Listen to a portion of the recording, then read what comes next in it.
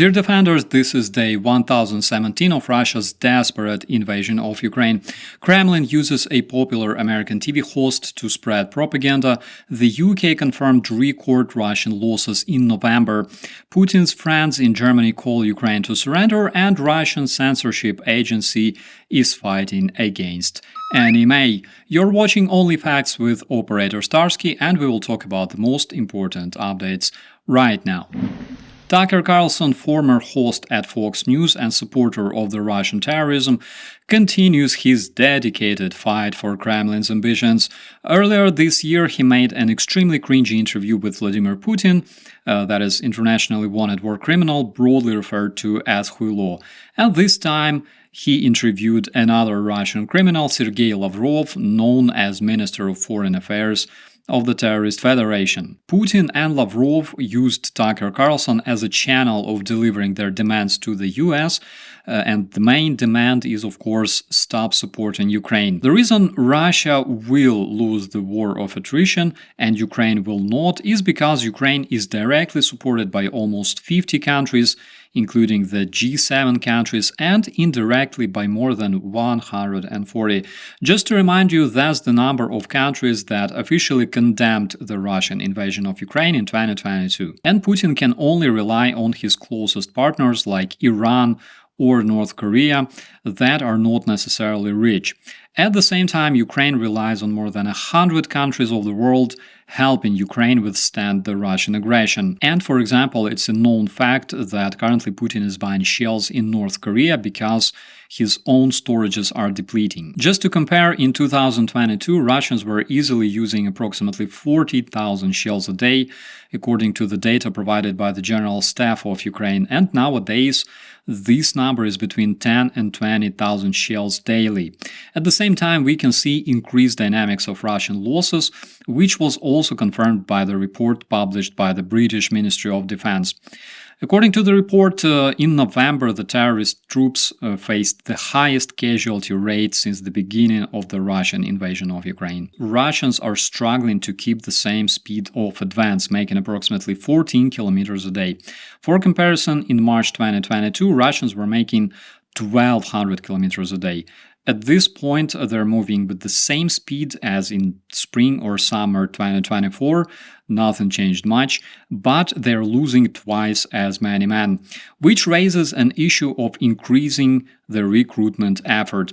Currently, Russians recruit approximately 1,000 terrorists a day, which is enough to cover the casualties and keep their slow advance. But with the losses increasing twice, Russians can face a shortage of manpower. And while this may sound surprising, which I agree with, but let's take a look at the facts. Not a single Ukrainian major city was captured in 8 years of hybrid Russian war in Donbass and almost 3 years of the full-scale Russian invasion. Also, Russian troops had to withdraw from Kyiv, Chernihiv, Kharkiv, Sumy, Poltava, and other regions of Ukraine because they lacked manpower. And by the way, I predicted that thing early in March or April 2022. In my early videos when Kyiv was under siege, I was saying that Russians won't be able to capture the city or even hold the area for an extended period of time because, surprisingly, Russia lacked men. Ukraine is the second largest European country with 40 million people and strong army, and it's being supported by all democratic countries and superpowers. That is the fact. In order to stop the inevitable Russian collapse, the Terrorist Federation needs to improve its image internationally. That's why they utilize agents like Tucker Carlson, because Russians do understand the risk of losing the war and failing as a state, which will most probably put quite a few Russian oligarchs, including Putin himself, in a coffin. Both Putin and Lavrov talked about stopping the military aid to Ukraine because this bothers them, because this puts the whole Russian affair at risk. And that's exactly why, for example, Lavrov presented the conditions for the ceasefire. Ukraine must never join NATO, never cooperate with international military organizations, stop Euro integration, decrease the number of military, etc., etc.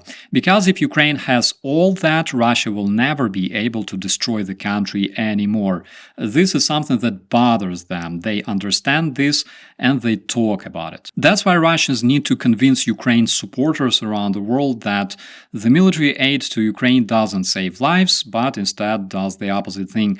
How exactly exterminating Russian invaders causes Ukrainian people to die while it actually saves lives? This kind of distorted reality only exists in the Russian propaganda, but, my friends, unfortunately, this sounds extremely convincing. Let Ukraine surrender and the people will live. How about let's teach Russian war criminals a lesson, restore the international law and keep Ukraine an independent, sovereign country? This is the only available option to restore peace not only in Ukraine but globally. So what the Russians do to reach their propagandist objectives on the international scale is they sow the doubt in the Western society whether supporting Ukraine is a just cause, which unfortunately works because apparently if you have enough money to pay thousands of opinion makers around the world, you can rewrite the democratic values in people's minds with whatever you like. And based on the case of Tenet Media, for example, we know that the Russians utilize opinion makers with millions of followers. And also they involve different pro-Russian movements, like, for example, in Germany.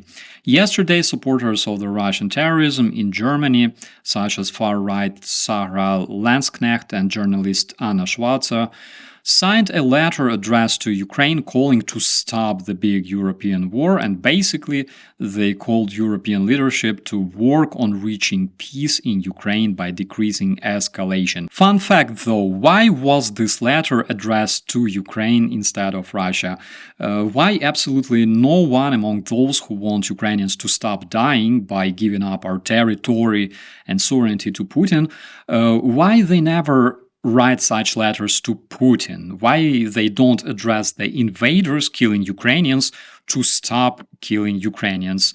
Why do they make it look so it was our fault that Russians literally crossed the border and attacked our nation, while if you don't want to kill somebody, just don't shoot. It's that easy. Don't take what doesn't belong to you, don't kidnap children, don't bomb civilians. That is how you stop murder. And by the way, dear viewers, can you see any similarities with what the Russian assets in Germany were saying and what Joe Rogan was talking about the other day?